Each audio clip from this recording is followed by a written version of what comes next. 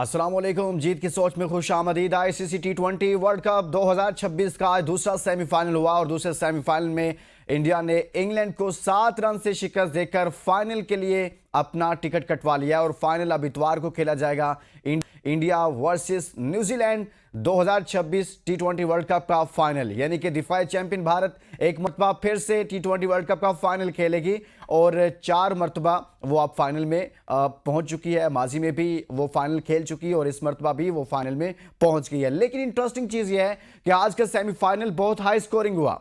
बड़ा interesting match हुआ कि पहले खेलते हुए भारत की जानिब से 253 रन बनाए गए, 254 रन का टारगेट दिया गया, लेकिन इंग्लैंड की बैटिंग लाइनअप ने क्या कमाल की बैटिंग की और खास तौर पर जैकब बैथल ने जिस तरह से प्रेशर गेम में जबरदस्त खेला। जब आप चेज के लिए जाते हैं तो यकीनन एक एक बॉल का प्रेशर होता है, दबाव होता है, लेकिन ऐसे में इंग्लैंड के बैटर्स ने बहुत अच्छी परफॉर्मेंस दी। खासतौर पर बैथल ने 48 बॉल पर 105 रन की इनिंग खेली और 246 पर 7 विकेटें उनकी गिर चुकी थी। लेकिन चूंकि आखिरी ओवर तक और आखिरी बॉल तक मामला जाते जाते उससे पहले आखिरी ओवर में यह मामला इस तरह से खत्म हुआ कि इंग्लैंड के खाते में शिकस्त आई। लेकिन फाइट खूब की, लड़ाई खूब की, लेकिन इसके साथ साथ दाद देनी पड़ेगी बॉलर्स को, खास तौर पर इंडिया के बॉलर्स को, बुमराह को और साथ में पांड्या को।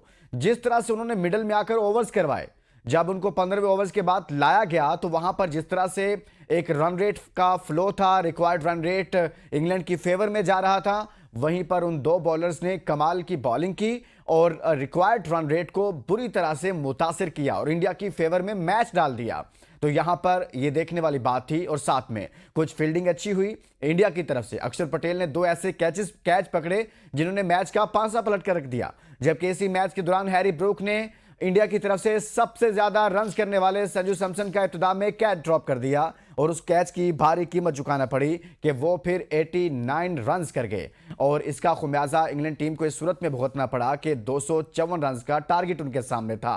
लेकिन इस तमाम तर मैच सूरत हाल पर बात करेंगे, इस मैच पर कुछ पाकिस्तानी क्रिकेट से मुतलिक भी बात करेंगे। हमारे साथ किस्म का पैनल मौजूद होगा, लेकिन आगे बढ़ने से पहले आपके सामने रखेंगे आज के सेमीफाइनल, यानी कि इंटरेस्टिंग दिलचस्प सेमीफाइनल के हवाले से कुछ इंटरेस्टिंग खूबसूरत लम्हात आपके साथ शेयर करेंगे, आप तक पहुंचाएंगे यूफोन के ताउन से। तो आइए देखते हैं यूफोन सुपर 5। अब यूफोन सुपर 5 आपने देखा और अब डिबेट ओपन करते हैं सेमीफाइनल के हवाले से कि इंग्लैंड बामुकाबला इंडिया किस तरह का ये मैच हुआ है, हाई स्कोरिंग मैच हुआ है, इस पर बात करेंगे। हमारे साथ मौजूद हैं साबिक first class cricketer, commentator Hammad Siddiqui साहब और इसी तरह से हमारे साथ मौजूद हैं क्रिकेट एक्सपर्ट, स्पोर्ट्स तजुर्बेकार हैं अहमद कुरैशी।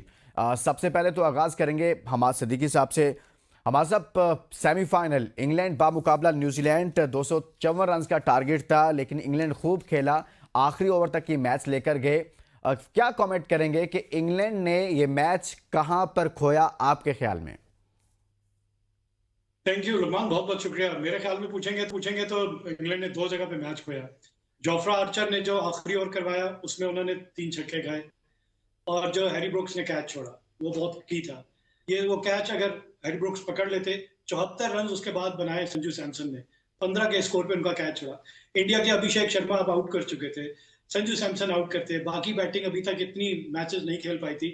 तो कैचेस विन मैचेस इसीलिए कहा जाता है। तो वो मेरे ख्याल से टर्निंग पॉइंट वही है कि जो कैच छोड़ा गया संजू सैमसन का और जोफ्रा आर्चर ने जो 19th ओवर करवाया जाए, इंडिया ने आखिरी 3 ओवर में 48 रन बनाए।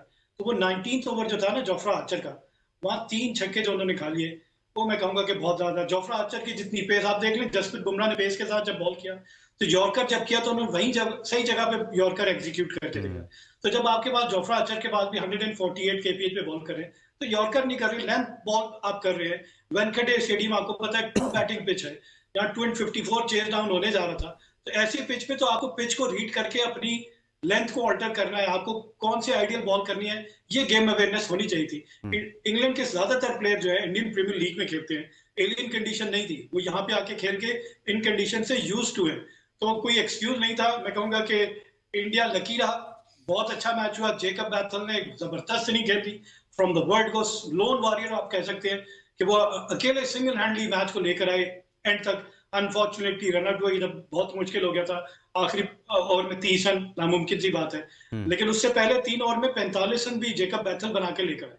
3 में 45-15, लेकिन वहां पे इंडिया ने, मैं कहूँ, मिलियन डॉलर एक स्टेप लिया। वो ये था कि जसप्रीत बुमराह का, हम होते ना, हम आखिरी ओवर तक उसको रोक के रखते। उन्होंने कहा यहाँ पे तीसरा 3 ओवर रहते हैं 48 रन, तो 45 रन यहाँ से करवा लिए जाए। उसने वहां पे 6 रन दिए, तो अब 6 रन दिए तो 45 में से अब रह गए नीचे सिर्फ 39 रन। तो वहां पे फिर आके हार्दिक पांड्या ने अच्छा ओवर कर दिया, 6 रन उसने भी दे, 10 रन दिए।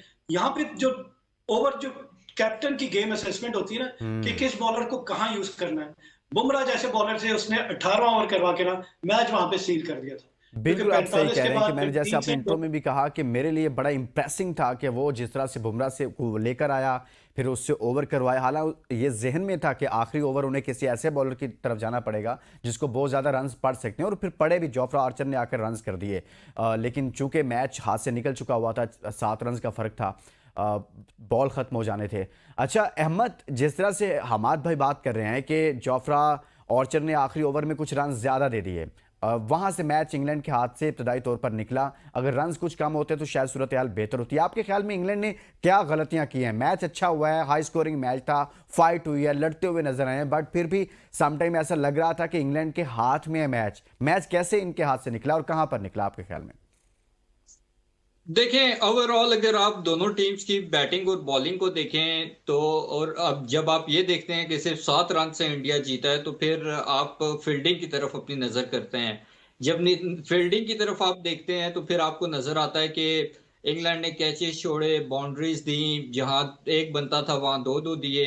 बहुत ज्यादा मिस फील्डिंग की। आई थिंक कि जो सेमीफाइनल में एक्सटेंडेड होना चाहिए फील्डिंग का, वो नहीं था। हाँ। जबकि इंडिया का हम देखें, हम बात कर रहे हैं उसके अक्षर पटेल के कैचेस की, कि उसने 2 जबरदस्त कैचेस लिए। मेरे ख्याल में जो एक टर्निंग पॉइंट थोड़ा सा था वो तिलक वर्मा का भी कैच था जो उसने सैम करन का किया। हम्म। अगर वो हो जाता तो शायद अभी या तो सुपर ओवर हो जाता या मैच शायद इंग्लैंड जीत जाता।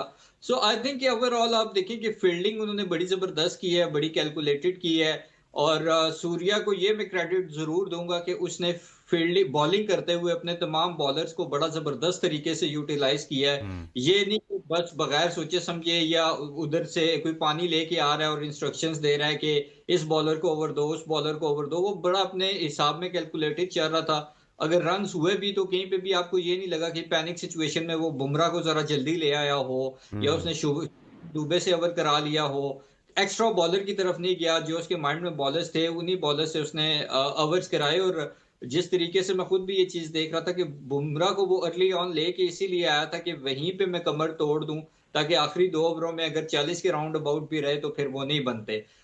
लेकिन इंग्लैंड की बैटिंग को मेरे ख्याल में सोचना पड़ेगा। जब आपके पास बेन डकेट जैसा प्लेयर जो कि टेस्ट में भी T20 टाइप क्रिकेट खेलता है, वो बैठा हुआ डग आउट में, तो क्या कंपलसरी है कि आपने फिल सॉल्ट और बटलर को ही अपने ऊपर मुसल्लत करना है? तो मेरे ख्याल में बड़ा इंग्लैंड ने गलत किया। फिर अगर वो एज एन ओपनर नहीं परफॉर्म कर पा रहे थे तो आप उनको नीचे ले आते। और एक जो बड़ी इंपॉर्टेंट चीज है वो ये कि जब 250 के चेज में हम्म। आपके ओपनर ही फेल हो जाएं तो यहां तक आना भी मेरे ख्याल में बहुत बड़ी बात है। हम्म। सो इंडिया को बहुत बहुत मुबारक हो कि वो ये सेमीफाइनल जीते और अब फाइनल में जा रहे हैं। और इंग्लैंड को भी मुबारक के वो एक अच्छी उन्होंने एक कम्पिटेटिव फाइट दी है। आई थिंक कि जैकब बैथल एक ऐसा प्लेयर है कि लुकमान, मैंने उसकी थ्रू आउट द इनिंग्स में कोई शॉट ऐसा नहीं देखा जो उसने गलत मारा हो या जिसमें वो कंफर्टेबल ना हो। वो हम्म। रिवर्स मार रहा था तो ऐसे मार रहा था जैसे कोई गैराज में प्लास्टिक की बॉल से खेलते हुए मार रहा हो। सो बिल्कुल। उस लड़के जितना टैलेंट और जितना पोटेंशियल है, मेरे ख्याल में हम अभिषेक शर्मा, सैम और दूसरे तीसरे इनकी बात करते रहते हैं। जेकब बैथल आगे जाके मेरे ख्याल में जो क्रिकेटिंग जो है वर्ल्ड, उसमें बहुत बड़ा नाम करेगा। सो आई थिंक अच्छा और तगड़ा सेमीफाइनल हुआ है अच्छा जिसकी और तगड़ा उम्मीद। सेमीफाइनल हुआ है। अच्छा हमाद भाई, जैकब बैथल की अगर बात कर रहे हैं अहमद, उन्होंने 48 बॉल पर 105 रन बनाए, 7 छक्के हैं, 8 चौके हैं, 218 का स्ट्राइक रेट है। और कितना इंपॉर्टेंट होता है कि आपके सामने 254 का टारगेट लगा हो, आपकी टॉप ऑर्डर यानी कि आपका जो ओपनर्स हैं वो आउट हो चुके हों, तो कितना मुश्किल होता है ना कि इतना बड़ा टारगेट उसको साथ लेकर चलना। रिक्वायर्ड रन रेट आपके साथ बॉल टू बॉल चल रहा होता है, एक बॉल डॉट बॉल गया तो उसके साथ ही दबाव बैटिंग साइड पर आ जाता है, तो आपने हर बॉल पर बाउंड्री भी लगानी है, विकेट्स भी बचानी है। तो यही एक प्लेयर की सलाहियत जांचने का सही मौका होता है कि बड़े चेज के लिए आप जा रहे हो और साथ में आप अपने रन्स और अपना रिक्वायर्ड रन रेट कैरी करके चल रहे हो, तो आपको इनकी इनिंग में कैसा नजर आया? ये तसलसल नजर आया इस चीज का कि वो किस तरह से अपनी इनिंग को कैरी करते हैं? सबसे अहम चीज यही होती है। बिल्कुल सही कह रहे हैं, बहुत अच्छी इनिंग उनकी। फ्रॉम द वर्ड को पहली बॉल से उन्होंने शॉट्स खेलना शुरू कर दिए थे और उन्हें ये पता था कि कहीं उन्हें रिलैक्स नहीं होना। अगर इस मैच को, इस टोटल को चेज करना है तो थ्रू आउट एक ही मोमेंटम के साथ खेलना है। अनफॉर्चुनेटली अगर वो 226 240 के स्ट्राइक रेट के साथ खेल रहे थे, उनकी पार्टनरशिप में दूसरा बैट्समैन उसको मैच अगर कर देता ना, तो ये आज इंग्लैंड टोटल अचीव कर लेता। एक बैट्समैन 230 का स्ट्राइक रेट कर रहा है, दूसरे का बामुश्किल 100 120 स्ट्राइक रेट। ये जो डिफरेंस था ना, वो कहते हैं इतना बड़ा टोटल अगर आपने चेज करना है तो ब्लेजिंग ऑल गन्स, दोनों एंड से रन होने चाहिए थे, फिर इंडिया के ऊपर प्रेशर होता। अभी क्या होता कि वो अगर स्ट्राइक चेंज हो जाती थी तो इंडिया रिलैक्स हो जाता। बैथल स्ट्राइक पे रेडी है। विल जैक्स के साथ छोटी सी पार्टनरशिप हुई, सैम करन के साथ। सैम करन जिस बॉल पे आउट हुआ ना, वो तो छक्के वाला बॉल था, उसमें कोई down the left side batsman अच्छा, को बड़ी अगर इंटरेस्टिंग चीज थी कि सैम करन ने उससे पहले अपना बैट हवा में खोला भी नहीं है, नीचे खेल रहे थे, और वो अगर खोला है बैट को, मतलब हवा में खेलने गए भी हैं, तो वो पूरा शॉट नहीं खेला उन्होंने। और इनकी सलाहियत है। अफसोस ये हुआ कि इनके पास सलाहियत है बड़े शॉट की, और जो बॉल मिला था कि बासानी बाउंड्री से बाहर, वो हाफ हार्टेड शॉट लगा मुझे। वो जरा सा जोर सा भी पुश कर रहे थे तो बासानी बाउंड्री से बाहर, और वो जब छक्का लग जाता तो गेंद इनके हाथ में आ जाता। गेंद वहां ये मैच बिल्कुल आराम से कंट्रोल करके जीत सकते थे। आपने देख लिया, शिवम इंडिया को आखिरी ओवर शिवम दुबे से करवाना था और उन्होंने 22 रन दिए। वो अगर 20 रन होते तो अब तक इंग्लैंड ये मैच ही जीत चुका होता। लेकिन ओवरऑल सचिन की बैटिंग, मुझे उनके ग्लिम्पसेस नजर आए रोहित शर्मा के स्टाइल के बैटिंग के। आप उनका स्ट्रेचर देखें, उसी तरह वो बल्कि है और उसी तरह वो एलिगेंस है शॉट। जोफ्रा आर्चर ने जिस तरह पाकिस्तान के खिलाफ बॉलिंग की थी ना, वो बॉलिंग आज मुझे नहीं नजर आई। वो नजर आप नहीं लेंथ आई, बॉल और यही वजह थी कि 25-30 रन कुछ ज्यादा हो गए की वजह से ये मामला इंग्लैंड के हाथ से निकला। लेकिन फाइट अच्छी की है। इसी मैच पर हम बात कर रहे हैं कि इंडिया इंग्लैंड को शिकस्त देकर सेमीफाइनल में फाइनल में पहुंच गया। इतवार को फाइनल होगा, न्यूजीलैंड बामुकाबला इंग्लैंड। लेकिन आज के सेमीफाइनल पर न्यूजीलैंड बामुकाबला इंडिया। और हम बात कर रहे हैं सेमीफाइनल के हवाले से। इस ब्रेक के बाद मजीद बात करते हैं। Stay with us. Welcome back. हम बात कर रहे हैं कि इंडिया ने शिकस्त दिया इंग्लैंड को सेमीफाइनल में, और वो फाइनल में पहुंच गया है। अब फाइनल न्यूजीलैंड के साथ खेला जाएगा। लेकिन आज इंग्लैंड की जानिब से जो फाइट की गई है उस पर भी हम बात करें कि इतना बड़ा जब टारगेट सामने होता है तो उसके बिल्कुल करीब चले जाना भी एक बहुत बड़ी अचीवमेंट होती है। पहली इनिंग में आप समटाइम रन्स कर जाते हैं, लेकिन चेज करना जाहिर सी बात है, आपके सामने फटा लगा होता है और एक बॉल टू बॉल, एक बॉल आप पीट करते हैं, डॉट जाती है, मसला हो जाता है। अच्छा अहमद, जब बैटल अच्छा खेल रहे थे, लेकिन साथ में सैम करन को देखें तो उन्होंने 14 बॉल पे 18 रन बनाए। बिजी प्लेयर लगते हैं वो, मतलब ये ज़रूर है कि वो सिंगल ले लेते हैं, डबल के लिए भी जाते हैं, नीचे शॉट खेलने की कोशिश कर रहे थे। आप नहीं समझते कि उनको दूसरे एंड से उनको भी पावर हिटिंग करनी चाहिए थी? वो भी छक्कों की तरफ जाते हैं मेरे ख्याल में, तो उस मौका पर ज़्यादा बेहतर होता। वहीं पर कहीं थोड़ा सा फ्लो टूटा भी उनकी वजह से। देखिए, सैम करन की अगर आप बैटिंग क्लोजली ऑब्जर्व करें ना, तो उस बेचारे ने ट्राई तो की कि मैं खुल के खेलूं, लेकिन उसको ना बुमराह ने खुल के खेलने दिया, ना हार्दिक पांड्या ने। उन्होंने उसको बिल्कुल यॉर्कर बॉल्स किए। तो वहां पे है कि अब हर कोई बैथल तो नहीं है कि वहां से भी उठा के छक्के मार दे। मेरे ख्याल में सैम करन है, इससे ज्यादा हमें ब्लेम देना चाहिए बाकी बैट्समैनों को, क्योंकि उन्होंने कुछ नहीं किया। उनका काम सिर्फ ये था कि जब आपको नजर आ रहा है कि बेथल अच्छे तरीके से इनिंग्स को बिल्ड कर रहा है, तो आप बस दूसरे एंड को आपने संभाल के रखना था। आप देखें हैरी ब्रूक किस तरह से क्या शॉट खेल के आउट हुआ, आप देखें सैम करन क्या शॉट खेल के आउट हुआ, आप देखें विल जैक्स कैसे आउट हुआ। मतलब ये लोग आउट नहीं हुए, मेरे ख्याल में इन्होंने अपनी खुद वहां पे गिराई है। या तो कोई बहुत आउटस्टैंडिंग बॉलिंग कर दी हो ना इंडिया के प्लेयर्स ने, कि यार्ड यार्ड टर्न हो रहा हो, कि ऑफ स्टंप से सीधा लेग स्टंप उड़ा रहे हो, वो तो समझ जाती है। जब एक ओवर था, उसमें मेरे ख्याल में 19 रन लग चुके थे। वहां बिला वजह का जो है वो शॉट खेलने की कोशिश की। If I am not wrong, Will Jacks थे या कोई उनके राइट हैंडेड बैट्समैन थे, उन्होंने खेलने की कोशिश की। अब आप टॉम बेंटन ने खेला ना। हाँ हाँ। अब और जब हैरी ब्रूक ने भी ऐसे किया, हैरी ने भी ऐसे किया, उस ओवर में भी रन आए हुए थे। देखें, मैं वही चीज तो कह रहा हूं कि जब आपके 3 छक्के लग चुके हैं, 18 रन फिर सिंगल होती है, 19 के बाद आप स्ट्राइक पे आते हैं, आपको क्या जरूरत है बड़ा शॉट खेलने की? उसके बाद आप देख लें बाकियों ने भी, विल जैक्स ने भी यही किया, उसने 2 छक्के लगाए, तीसरे पे फिर वो छक्के के लिए जा रहा और बोल्ड हो गया। तो आई थिंक ये जो ब्लंडर्स किए हैं इंग्लैंड के बैट्समैन ने, सरासर ब्लेम उनको देना चाहिए। बाकी रह गई बात बॉलिंग की, जोफ्रा आर्चर की, सब 19वें ओवर की बात कर रहे हैं। आप अगर उसका पहला ओवर भी देखें तो वो कौन सा शानदार था। पहले ओवर से लेके आखिरी ओवर तक उसने मार ही खाई है। और मैं बल्कि कल के शो में कह रहा था कि ओवरऑल वो जो है ना बेहतर नजर आया है, लेकिन उसने भी साबित किया है कि वो भी प्रीमियम ही है, बस नाम का फास्ट बॉलर। सो ओवरऑल अगर आप देखें तो मेरे ख्याल में इंडियन सही जो टीम थी, तो एक क्रेडिट जाता है वो ये कि उन्होंने अपने जो नर्व्स पे कंट्रोल था वो बहुत जबरदस्त तरीके से रखा था। सही है। अच्छा, हमाद सिद्दीकी साहब, इंग्लैंड बैटर्स ने गलतियां की हैं, जैसे अहमद भी बात कर रहे हैं कि जब आपको कुछ ऐसे रन्स जो चाहिए थे, जो रिक्वायर्ड रन रेट था कि एक ओवर में आपने कम से कम 13 रन्स बनाने हैं या 12 बनाने हैं या 14 बनाने हैं, उससे ज़्यादा भी बनते रहे सम टाइम।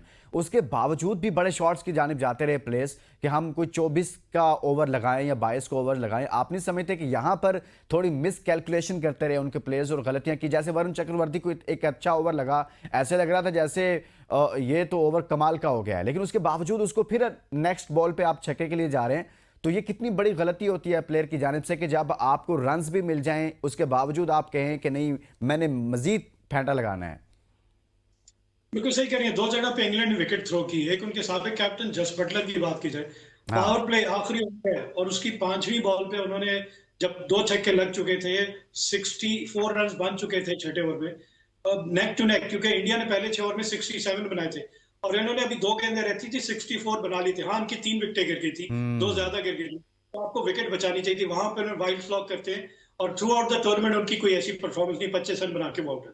और दूसरी विकेट टॉम बेंटन की है, वहां पे भी 2 छक्के लग गए थे, वहां पे 12 रन बन चुके थे पहली 2 गेंदों पे, 4 गेंदों पे 4 रन बनाते आप 16 रन बना सकते थे, लेकिन वहां पे वो विकेट थ्रो कर दी। जब आप मोमेंटम आपकी तरफ आता है, फिर आप विकेट जाया करके वो मोमेंटम वापस इंडिया की तरफ चला जाता है, इंडिया बाउंस बैक कर जाता है। आपको नजर आ रहा था सूर्य कुमार यादव जसप्रीत बुमराह पे नाराज होते हुए, जब उनको एक चौका लगता है डाउन द लेग साइड, तो उन्होंने कहा ये कहां पे बॉल कर रहे हो, वहां पे फील्डर भी नहीं है।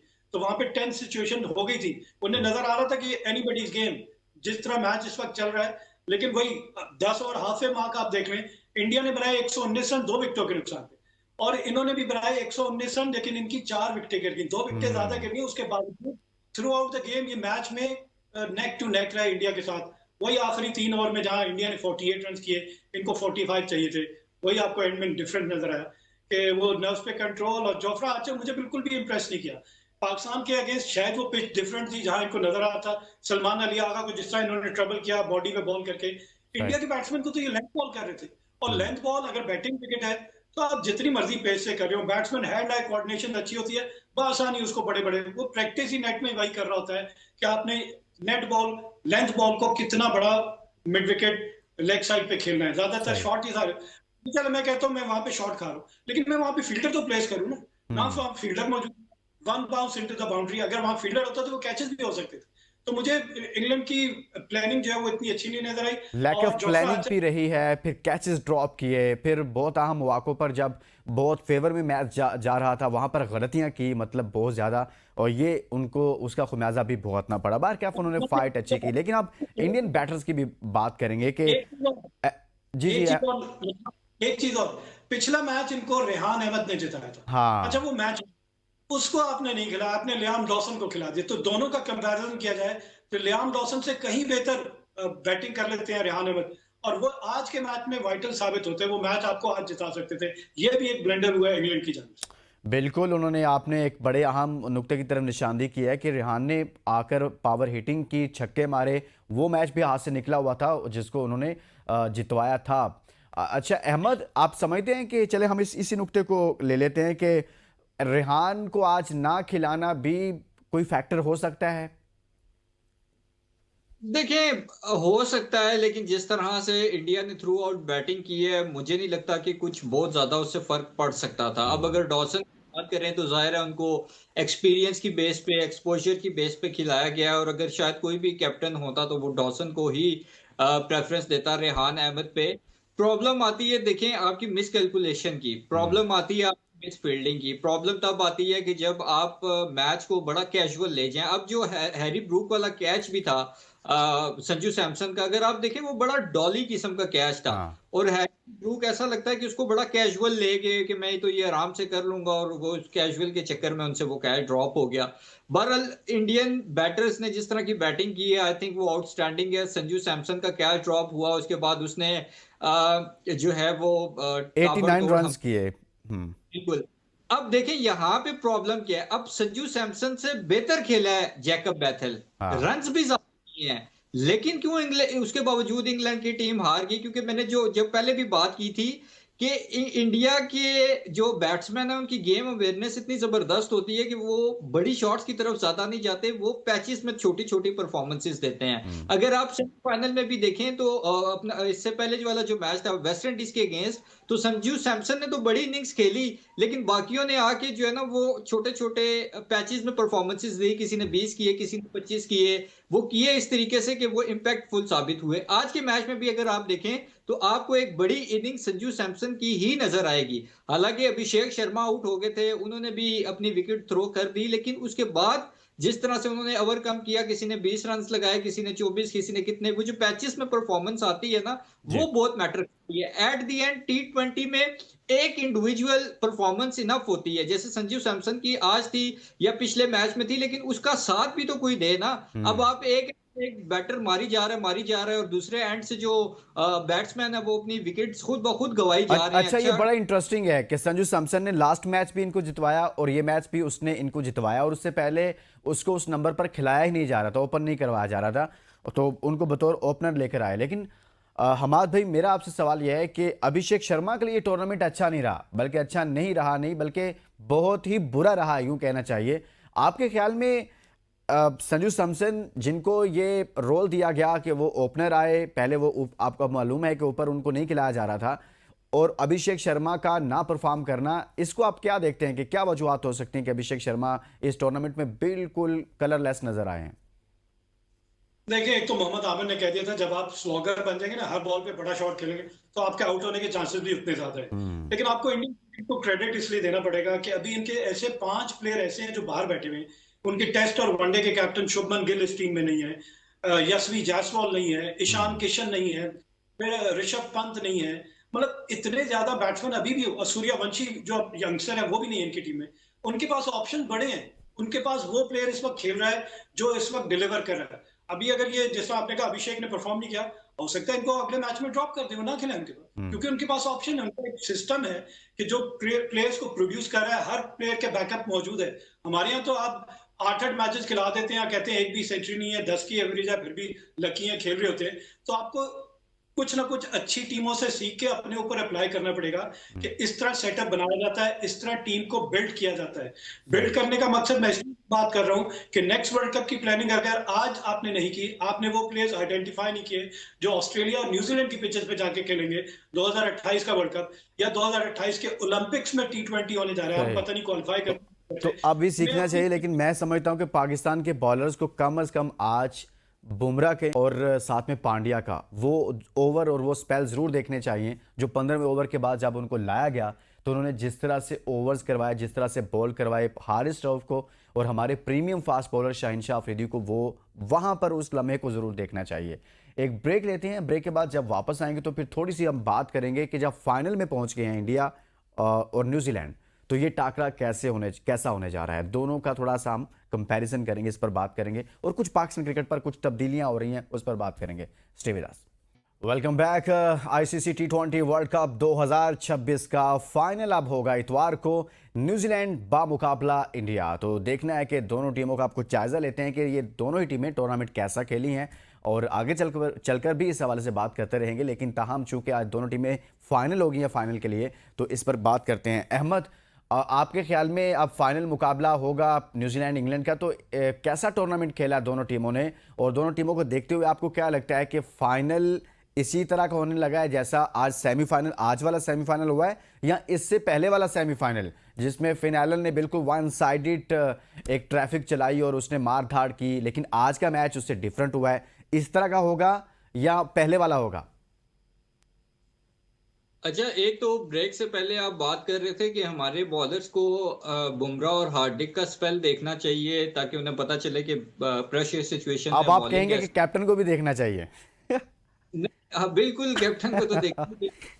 उससे उससे इम्पोर्टेंट चीज ये है कि जैसे सकलैन मुश्ताक साहब वजाहतें देते हैं ना कि इस वजह से शादाब है टीम में, इस वजह से नवाज है टीम में, तो कहीं आपको आगे से बॉलर ये ना कह दें कि आप हमें ये तो कह रहे हैं कि हम बुमराह और हार्दिक का स्पेल देखें, आप भी जरा जोफ्रा आर्चर का स्पेल देख लें कि हाँ, उसने किस है, वो भी प्रीमियम फास्ट बॉलर है। बहरहाल जहां तक बात है फाइनल की, तो मेरे ख्याल में एक अच्छा कॉम्पिटेटिव फाइनल होगा। अगर उस दिन न्यूजीलैंड वन साइडेड जीता है तो दैट डजंट मीन कि every day is not a Sunday, but उस दिन संडे है, तो आई आई होप कि उसी तरह की परफॉर्मेंस आए लेकिन सेमीफाइनल। पाकिस्तानियों के लिए तो फंडे तभी बनेगा ना, आपको मालूम है कि न्यूजीलैंड परफॉर्म करेगा तो।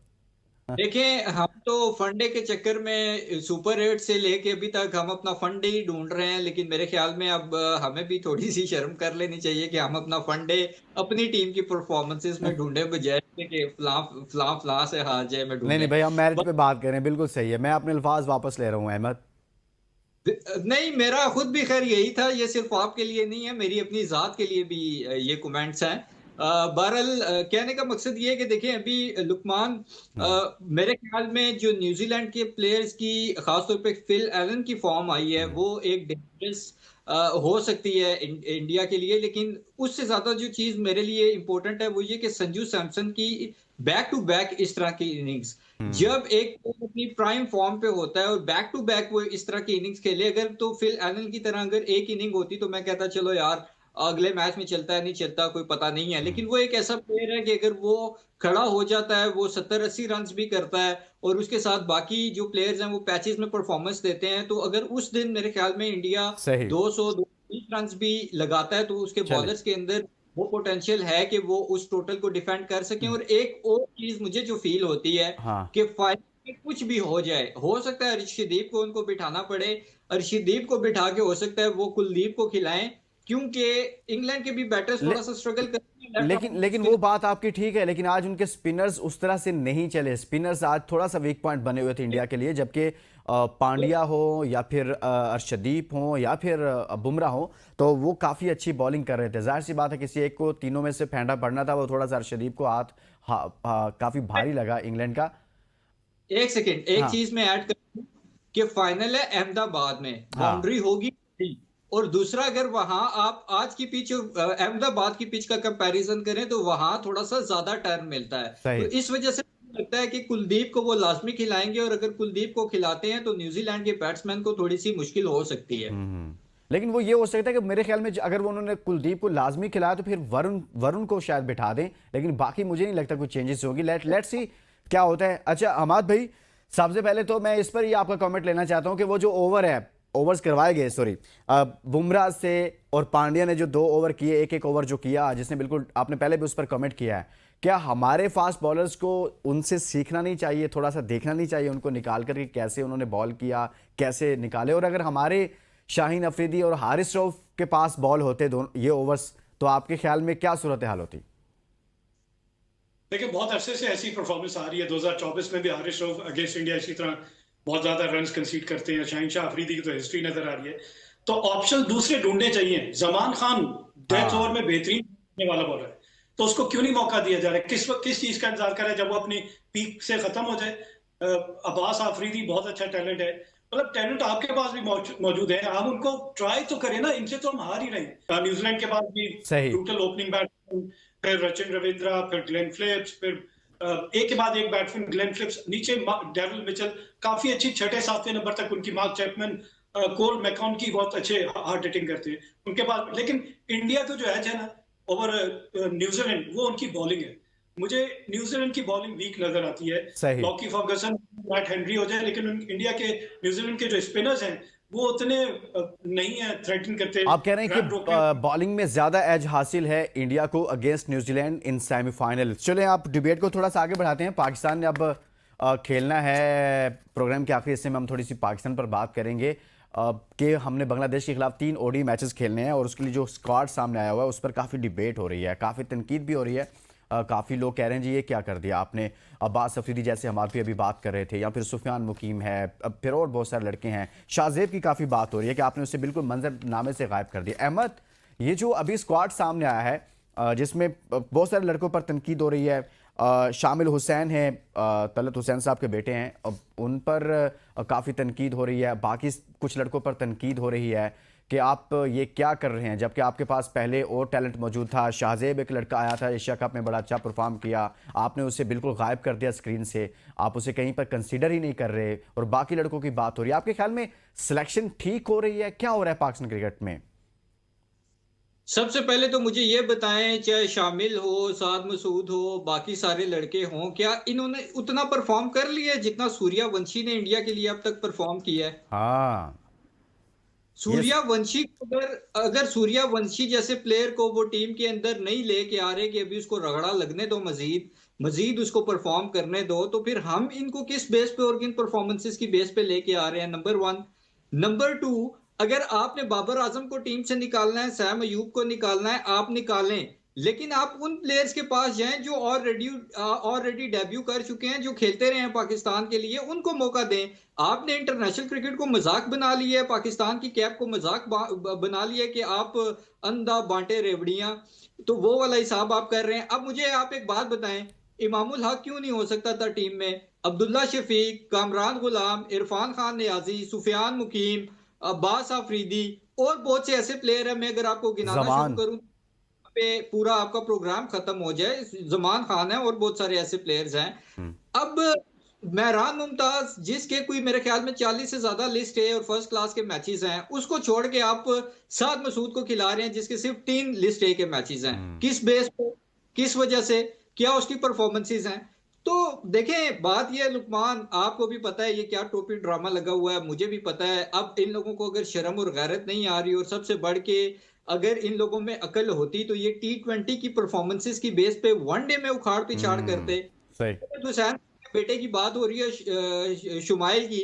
अब शुमाइल शामिल जब आया, चलो जाती है कि इनिशियली जब वो आया तो पीछे सिफारिश शामिल हो, हुसैन, जी जी। जो भी नाम है उसका, शामिल या शुमाइल, वो जब आ गया टीम में, चलो वहां तक समझ आती है, अंडर 19 तक शायद उसके डैडी जान ने कहीं आगे पीछे सिफारिश की हो, लेकिन जब वो आया तो उसने परफॉर्म किया है। हाँ। वो डोमेस्टिक परफॉर्म कर रहा है, अभी उसने प्रेसिडेंट कप में परफॉर्म किया है, फिर अभी वो जो टीम आपकी गई हुई है वहां पे वो कैप्टन है, अबू धाबी गई हुई थी मैचेस के लिए, अब वो कॉल्ड ऑफ हो गया ड्यू टू और वॉर। बिल्कुल ऐसा है, बिल्कुल ऐसा है कि जो परफॉर्मेंस देगा उसको टीम का हिस्सा होना चाहिए। ये पाकिस्तान की टीम है, हर लड़के का, हर उस प्लेयर का हक है कि जो जहां भी परफॉर्म करता है उसको इसका हिस्सा होना चाहिए। लेकिन इस नुक्ते से हाँ हाँ। एक पॉइंट, सिर्फ एक पॉइंट इसमें ऐड कर दूं, परफॉर्म अगर कर रहा है तो उसको आप खिलाएं फर्स्ट क्लास। हम्म। आपने ये तजुर्बे करके देख लिए, हसन नवाज इन क्लास के खिलाया ना आपने, हाँ, क्या रिजल्ट है? आप फिर वही गलती कर रहे फिर हैं। वही। और अच्छा, आपने ये इस पे मैं हमाद भाई का भी पॉइंट ऑफ व्यू लेना चाहता हूँ क्योंकि टाइम बहुत कम है।